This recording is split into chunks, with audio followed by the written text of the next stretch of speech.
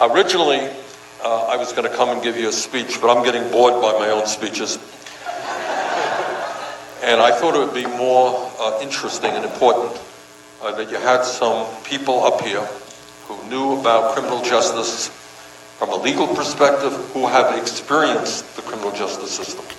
And later on, I want to open it up to everybody. So this is a discussion about an issue that of enormous consequence in this country, but does not get the kind of discussion that it deserves. So we have laid out what we think is perhaps the boldest criminal justice reform package in the history of United States politics. Some of you may agree with it all, some of you may agree with it some, and that's fine, let's discuss it. And we're going to involve the panelists in that discussion. What I have learned in my political life is that what is most important is not having the answers, but having the questions.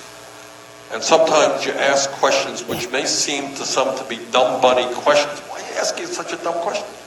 But people don't ask those fundamental questions which need to be discussed. As Senator Turner mentioned, let me just start it off, and I want you all to be thinking about it, and I want our panelists who have all experience in one way or another on this issue.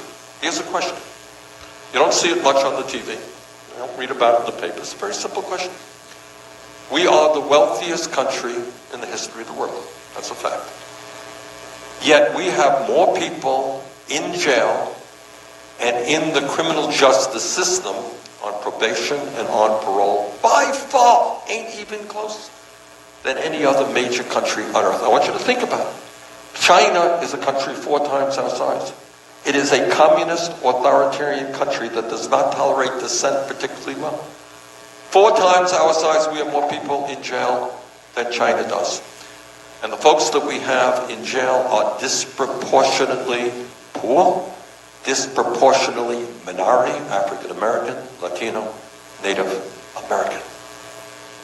We spend, and I want everybody to hear this, $80 billion a year of taxpayers' money at the local, state, and federal level to lock up fellow Americans. $80 billion a year. And we end up with more people in jail than any other country on earth.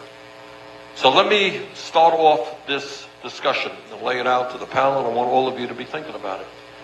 Might it not be a better idea to start taking some of that $80 billion spent to lock people up and maybe, just maybe, start investing in our young people, investing in good education for our kids, investing in job training for our kids so they don't end up in jail in the first place.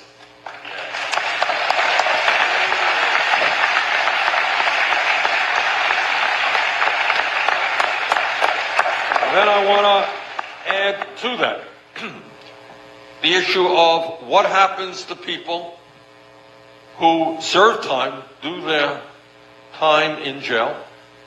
What happens when they get out of jail?